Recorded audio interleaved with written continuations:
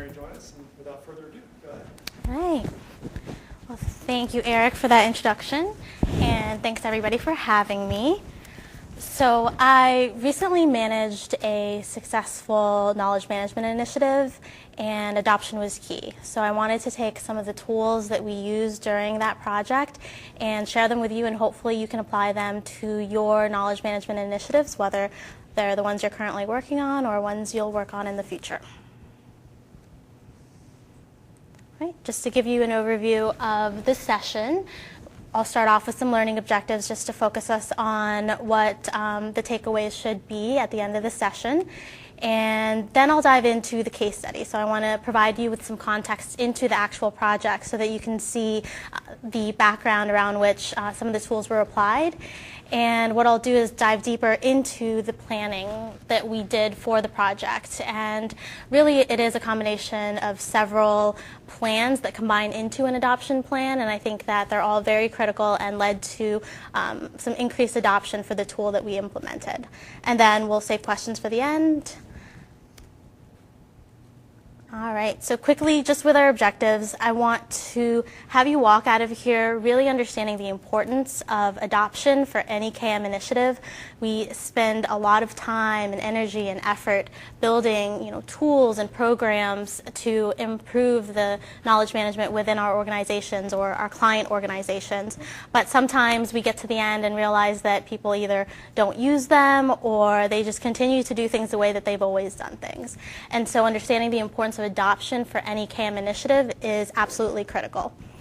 And I'll share some plans with you that went into helping us be successful, and hopefully you'll have the confidence to execute those plans yourself. So I'm hoping that this is a really practical session that you can take some of these lessons learned and apply them to your organization tomorrow. Sure. Yes, absolutely. All right, so as far as the case study, I'm a consultant, so I worked for a client organization, a large manufacturing firm, about 30 folks in their communications department, and we wanted to build what we called the Content Hub. And it was a collaborative space where they can use to really work with one another and develop what we were categorizing as campaigns. So since this is a communications team, we're defining campaigns as news items or events or programs that the communications team was really responsible for delivering. And so initially, of course, we spent a lot of time trying to understand their current state. And so what we found was everybody was working in silos. So although this organization is global, they have offices in the United States, mostly in the Midwest, in Europe, and in Asia. They were just kind of working on stuff by themselves, saving a lot of their work on their local drives when they had access to traditional SharePoint tools and things like that. And so what we saw was there was a lot of emails going back and forth saying, hey Joe, can you send me the slide deck for the leader presentation? And then, they would send that slide deck and share it with other people. Little did they know that Joe had updated it since then, and so they were working off of the wrong version. And so, those typical stories of large organizations that spend a lot of time, sending information back and forth via email when there are tools out there that make it much more easier to be collaborative and save time from a lot of that back and forth.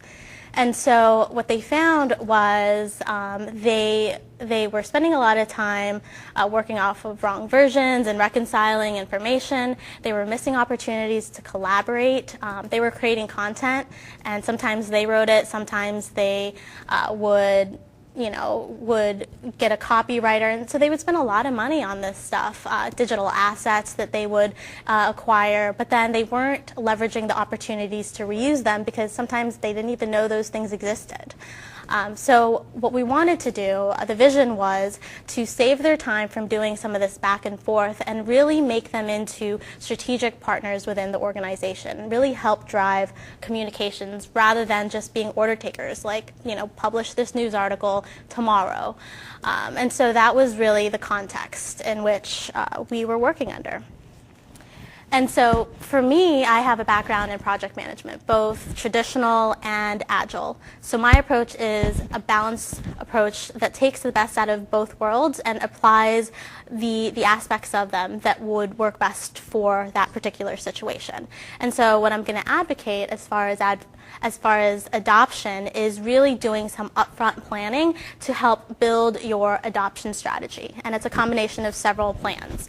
But first and foremost, I really want to say that it's important to take a user approach to planning. So oftentimes we lock ourselves up in a room with key decision makers and business folks and start solutioning and start thinking about what the challenges are that the organization is facing.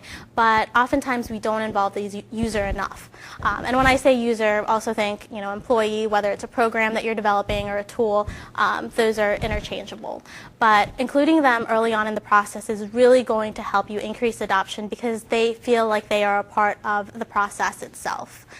And secondly, when it comes down to planning, I would say plan enough to be able to create a roadmap of your KM initiative, but don't overplan because we all know that the future is uncertain and business requirements are going to come up towards the end and in the middle. Things are going to change. So do enough that will allow you to take an agile approach. So what I mean by that is, doing your upfront planning, but being open to changing the direction of your plans and the solution that you're building based on the feedback that you're hearing from your employees or your end users. And so we'll talk about 4 different plans today. The first one will be the charter or the project plan, which is typically what you would do at the beginning of a project, and that'll help you to articulate what the objectives are of your KM initiative, and also talk about the benefits and the solution that you are proposing. Then we'll move into the user and stakeholder analysis, which is when we start to involve the people who are going to be affected by the solutions that you're rolling out. Third, as you would expect from an adoption plan, communications and change management. I'll talk about how we did that on our project and what made that effective. And then lastly, I'll talk about the training plan and how we did it a little bit differently than you typically would do a training plan. All right, so starting off with that charter and that project plan. So I think that most folks are familiar with a project schedule, taking tasks and breaking them down, assigning them to people and really putting time against it. But what people often fail to do is do that project charter. And so the project charter is really to address that question of why. Why are we doing this? And I found this incredibly helpful because you bring stakeholders, senior executives, managers, business leaders into a room and ask them, why are we doing this? And they'll either not agree on what the end goal is, or they just have different ideas about what success looks like. And so bringing them into a room and asking them those questions and really coming to a consensus about what you're trying to achieve will help to align all of your efforts towards achieving that. So definitely bring them into a room, ask them these tough questions, and be sure to document it, and so that you have that for your project team to reference and say, whenever you start to go astray and go a little bit out of scope, you can say, let's remember what we're trying to achieve here. So there's a difference between rolling out technology within the schedule and under budget versus the objective of making people's lives easier at work and increasing productivity. So the way that you define success is going to drive your efforts. So make sure that you develop that project charter. And oftentimes we allow things to kind of get out of control without really thinking with the end in mind. But this approach allows you to really outline your objectives so that you can create your roadmap accordingly. So this is an example of our project roadmap. Typically what you see is something very linear or very singular, but here what we did was we articulated what our project objectives were. So if you remember before with the situation, we're trying to centralize all of the communications content within one platform so that they can always have access to all of the most up-to-date information, complete transparency, no permissions, everybody has access to everything, and so they know what's going on within their department. Secondly, we talked about having them be more a strategic partner in the organization. And thirdly, we really wanted the team members to collaborate more and take the opportunities to reuse content that's already out there. And so the way that we developed our roadmap was along these three streams. So as you can see, there are parallel efforts that are associated with the collaboration tool. There's one associated with the process, and then there's one associated with the collaboration behaviors that we wanted them to adopt. And so this was really effective for us to see all of the interdependencies between the project activities. So for example, you can't develop your communications plan if the solution isn't fully built out yet. There's aspects that you want to communicate about, but until the solution is set in stone, you can't really tell everybody how it's going to be. So definitely create that roadmap for yourself and allow your users to see it so that they can see that big picture of what you're trying to achieve. Right, so the second plan is what I'm calling the user and stakeholder analysis plan. And I'm also a big proponent of user experience and design thinking, and so I really believe that you should incorporate your users into the design of your KM solution. And what I mean by that is putting them into a room and asking them, what is your process? What are your challenges? What ideas do you have to make things better? And you'll learn a lot from them. And you'll also learn that what you assumed were their challenges and their pitfalls are actually kind of different. And so you want to design your solutions based on the feedback you get directly from your users as opposed to what your senior leadership or management thinks their issues are.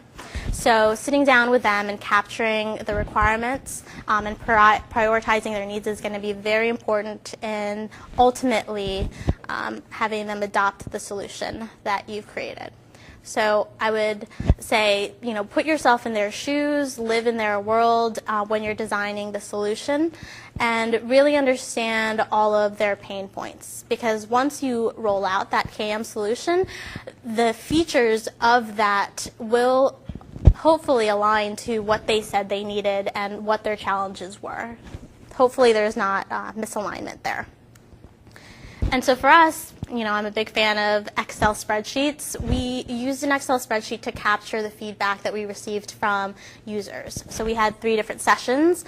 In this case, we did these sessions over the phone. I would suggest that you actually do them in person because there's nothing like person interaction to kind of see what they're saying versus how they're saying it.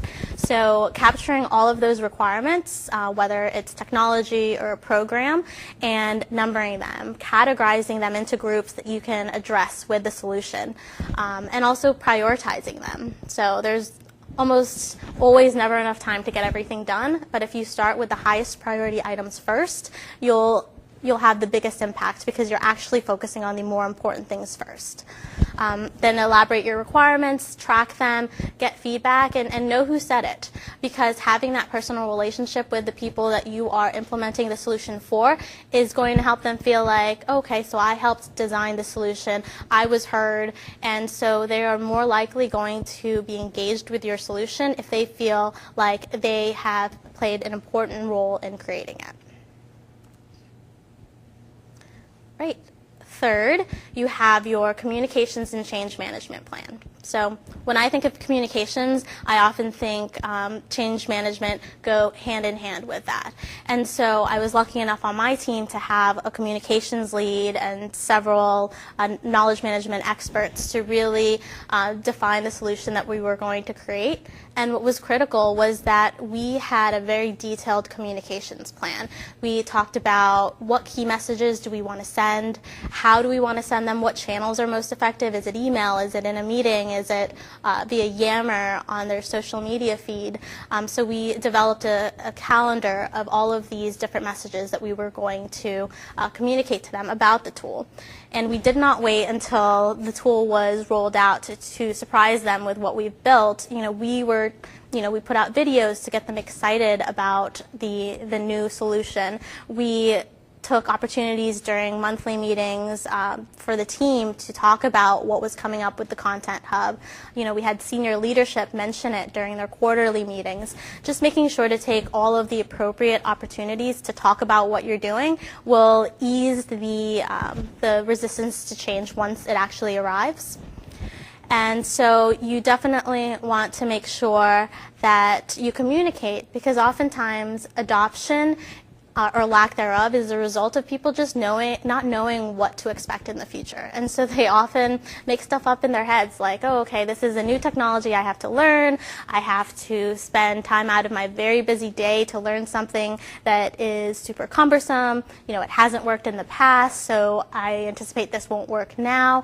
These are the kind of things that are going on in people's heads when they don't know what exactly it is that you're doing. So tell them what you're doing, show them works in progress. Don't wait until the program or the tool is completely built to communicate what you're doing.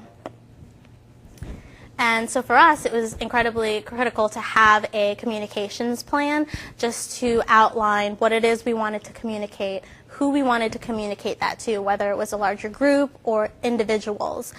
We talked about the different methods of communicating those messages and why we should even be communicating it. And we assigned people to actually deliver the messages.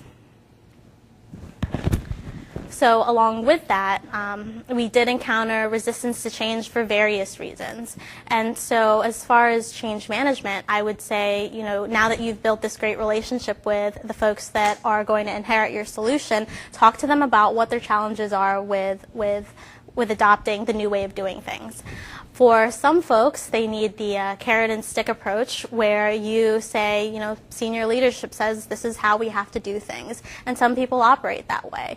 Or they need kind of the hard, this is going to be a part of your performance management review, and so your participation in this is really important because it'll reflect on that review. My preference is the encouraging kind of approach where you identify the early adopters, the folks that can really be champions of their peers and say, hey, this isn't so bad, or this actually made my life easier, you guys should give it a try, and if you're stumbling over any of the details, I'd be happy to help you.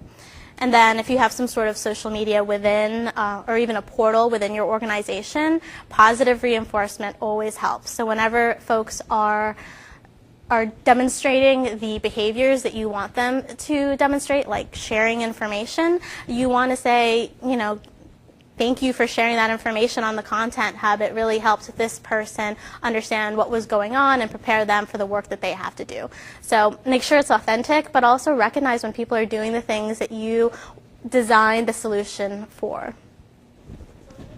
Sure. For the gamification, so we didn't actually do the gamification, but we did make it so that the business lead who was responsible for the Content Hub was very vigilant of the activity within it. And whenever somebody, you know, uploaded a document or, you know, created a conversation or created a campaign within it, she would take the time to acknowledge that person and just give them that, you know, thumbs up. You are doing exactly what you should be doing, and you are reaping the benefits that we designed the solution for. Correct, but you could always, you know, gamify. There are a lot of apps out there to help you, you know, with like badges and things like that. So I think whatever's appropriate for your KM solution, but a lot of people find it to be very motivating to have a scoreboard and keep track of people's progress. Right, and the last plan, as you would expect also, is a training plan. And the way that we did this differently is we thought that training was going to be really, really important. So this tool was a combination of modern SharePoint team sites and some of the new features that they've introduced, like MS Teams and MS Planner. So it was slightly technical. And so we wanted to make sure that people were properly trained. And in addition to just training them on how to use the tool, like click here, do this, save this document here, we spent a lot of time introducing ideas about why this is important and what's in it for them. And so we would take all of those tidbits that we received during user and stakeholder analysis and say, here are the things that you said that you needed and wanted. So here's what's in it for you. It's going to save you time. It's going to give you, it'll make you the hero of the organization when you identify, the communications needs before they actually arrive.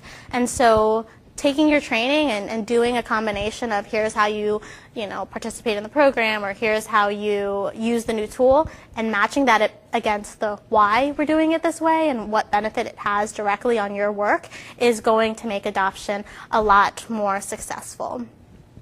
And so I say meet people where they are, both physically and from a proficiency level. So, we traveled to Cologne, Germany to train the people there, and to Detroit and Burscheid, all of these different locations, just so that we can see face-to-face people using the tool and give them the attention that they need so that they learn the tool and have an opportunity to practice the new skills.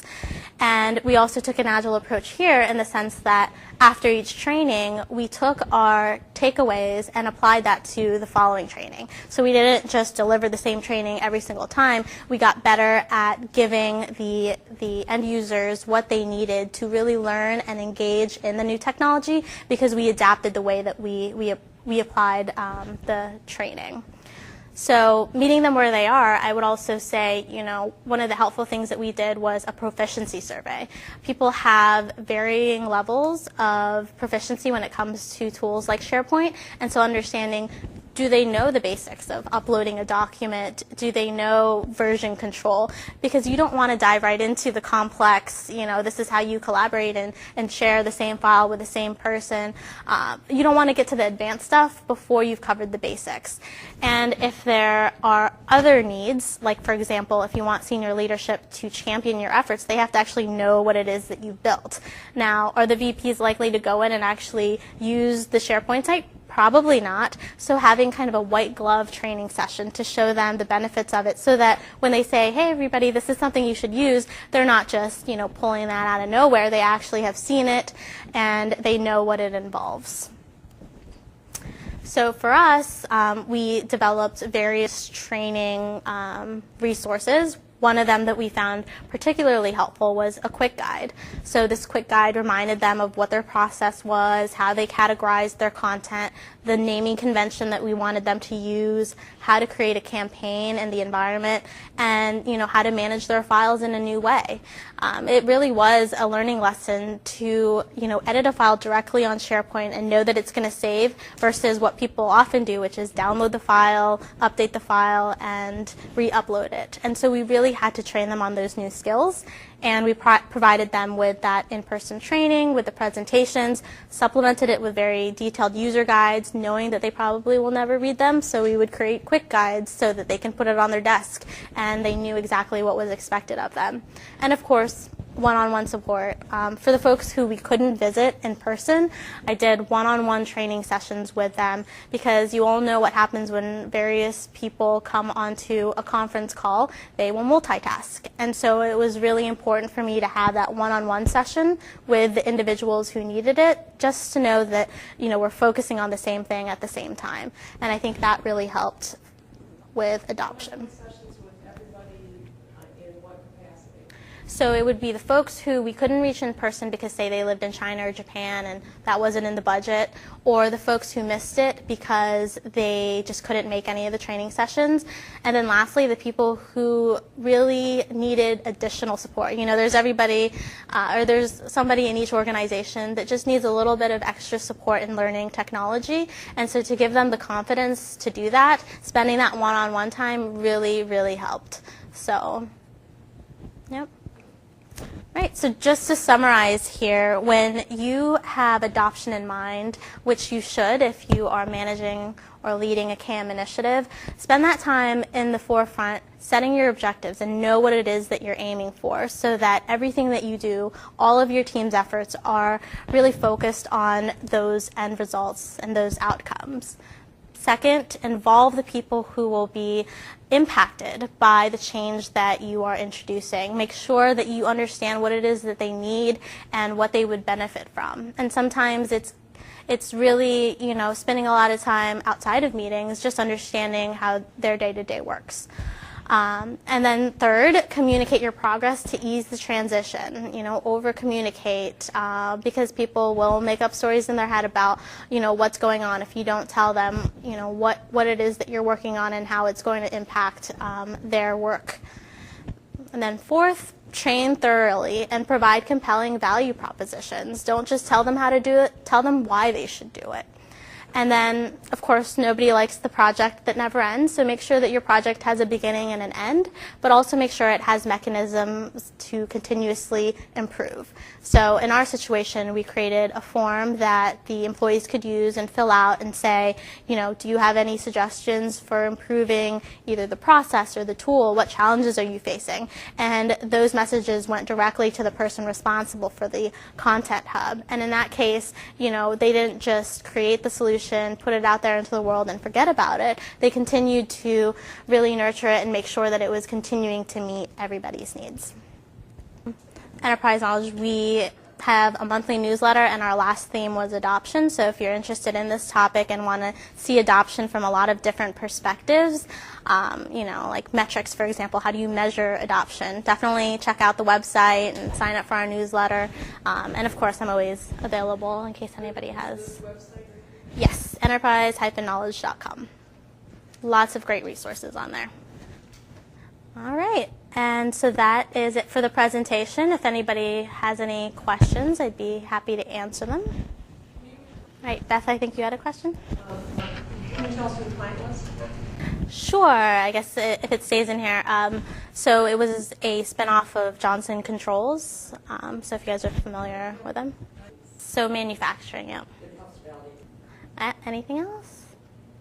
Sorry, I had to do the setup. All right, well, that was easy. We'll be able to get this presentation, right? And then for like when you were collecting feedback from the user for the user stories, Yes.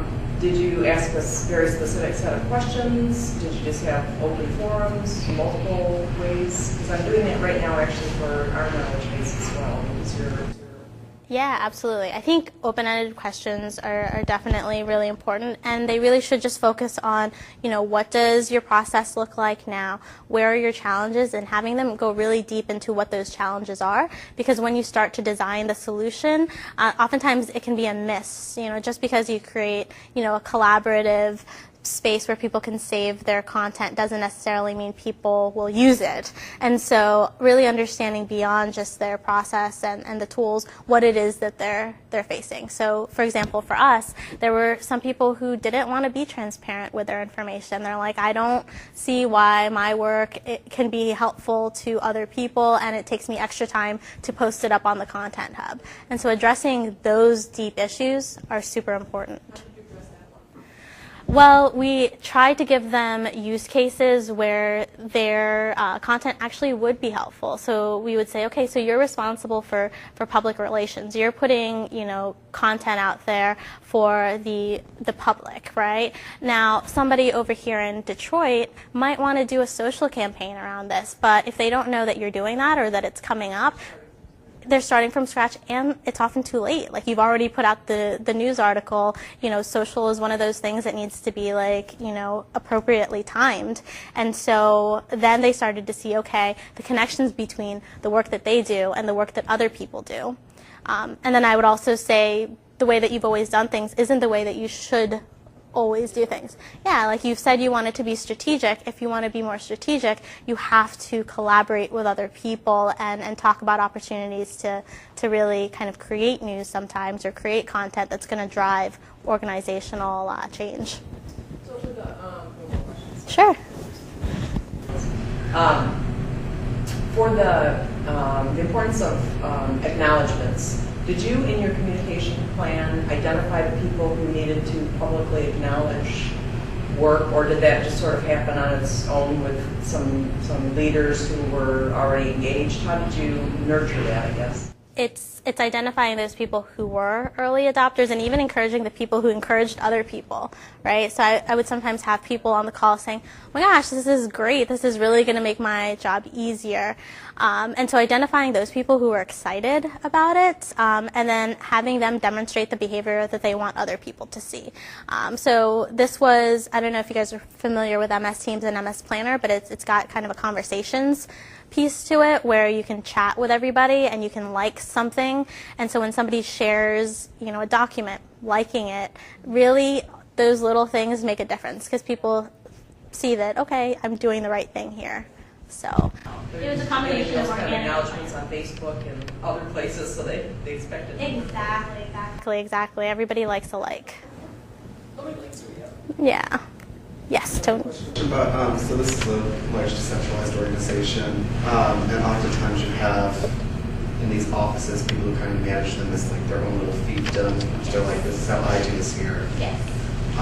If Central is going to tell me how to do X, Y, Z, like maybe I'm the one who knows how to do it best. Yes. So how do you, can you tell me about navigating any of those kinds of challenges where did it really depend a lot on just top-down kind of like command and control, or was it also bottom-up?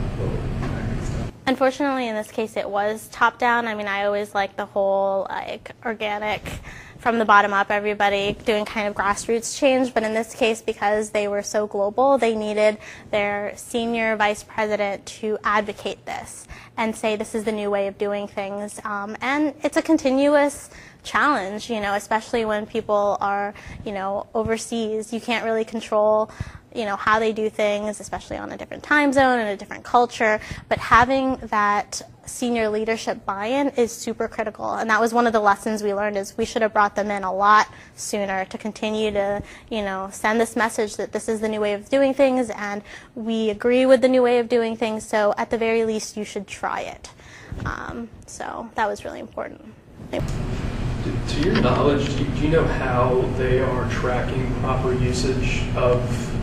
I guess I was going back to the quick guy slide. I just saw the simple example of like a naming convention. There's thousands of different ways to name a document in SharePoint. It just sounds like they're using SharePoint. Yes. Do they have someone, a quality assurance team or something, that is making sure that employees are abiding by, I guess, the rules or process that you all put in place? Do you know how they're doing that? Yeah, that's a good question, because of course, you know, once we developed all of these standards, we kind of said, okay, now it's yours to manage. So the business lead that I worked with throughout the project is responsible. She's like the administrator, but also a member of the communications team. She is a subject matter expert in the new way of doing things, and so she can monitor the files to make sure that they're all being named appropriately and kindly like nudge people if they aren't following it and saying, hey, here's the spreadsheet with the naming conventions, this is how you use it. So her monitoring the process and people following it has been really critical, because you always need like that dedicated person who knows everything in and out to guide people towards learning it the right way. So it's really based on her just rechecking everyone's work then? Absolutely. And when I did the training, I had them actually enter their campaigns in, and then in certain cases for people who were unsure, I would watch them do it and correct them during training, so that once they were on their own and creating their own campaigns, they learned how to do it the right way. So that's super critical, is not just teaching people how to do it, but watching them do it and making sure they do it right, so that they're not enforcing wrong ways of doing things. In your work, if you work together with one of the clients, will you also provide the layout for the SharePoint or whatever it is? So, because you said, if I remember correct, that you talk to the future users, how they want to have it and how it should look like or whatever. But this is sometimes quite complicated, because if you never had a knowledge base or a knowledge platform or whatever, it's hard to get an understanding how it should look like and how it should act or interact. Definitely. So during those user and stakeholder analysis, we didn't ask them, you know, how do you want it to look or how do you want it to work per se. We really tried to understand their needs, and then it was our responsibility as a team to design the solution. In this case, they were out-of-the-box solutions that were configured for this particular instance. And what we would do is, as we were building it, we would demonstrate to them, you know, hey, you guys said you wanted a collaborative space to have conversations. Here's what it would look like. Play around with it and see if it works for you. You can add, you know, GIFs and share files and do things. Does that work for you? And then they would provide us with feedback. Like, for example, we already have Skype. You know, when do we use Skype, and then when do we use this collaboration tool? So those are the types of conversations you have when you're showing them a work in progress and getting their feedback.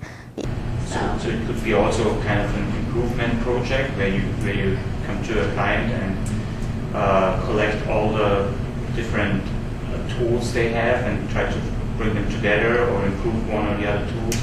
Yep, absolutely. So for us, when we have a challenge like this, like, this communications department isn't collaborating and they should be, we will assess the need and determine whether we need to build a custom solution, configure a set of tools that they already have, or, use the tools that they're already using differently. So it really depends on the situation, but it is that full spectrum of technology that could suit their needs.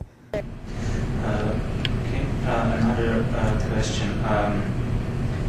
What is your experience with employees, people who are not motivated to do knowledge management, to not share their knowledge?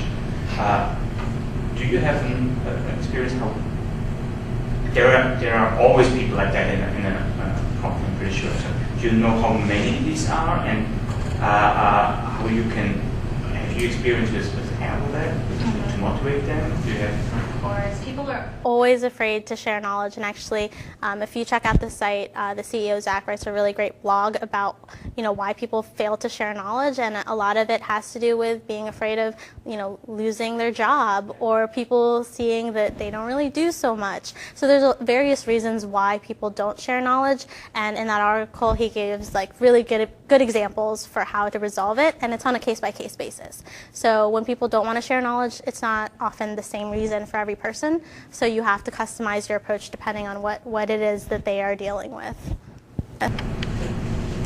So I have a question. If during this process you're retiring a system that didn't work, or just handling that not only as a kind of like socializing training, but also the document migration that may have to happen with that. How do you kind of manage those in tandem, provide quality assurance, and kind of placate everybody that this is all taken care of?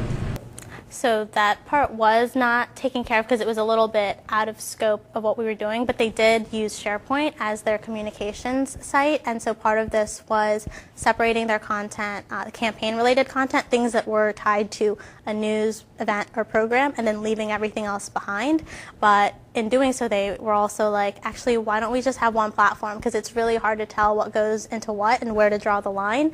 And so we gave them the tools they needed to migrate themselves, because each individual wasn't responsible for creating the content in the new site. And so we didn't manage a migration during this because this was already overwhelming for them. So what we did was we said, okay, as a part of the ongoing maintenance, you are slowly working to get the stuff from here to here, and then once all of this stuff is out of date, we will retire and sunset your old SharePoint site. So we did not try to tackle too much. Yep, and my contact info is there. If you have any other questions or just want to share information, feel free to reach out to me. And I'll probably post it on SlideShare, so it'll be on LinkedIn as well. Great. Yep, thank you.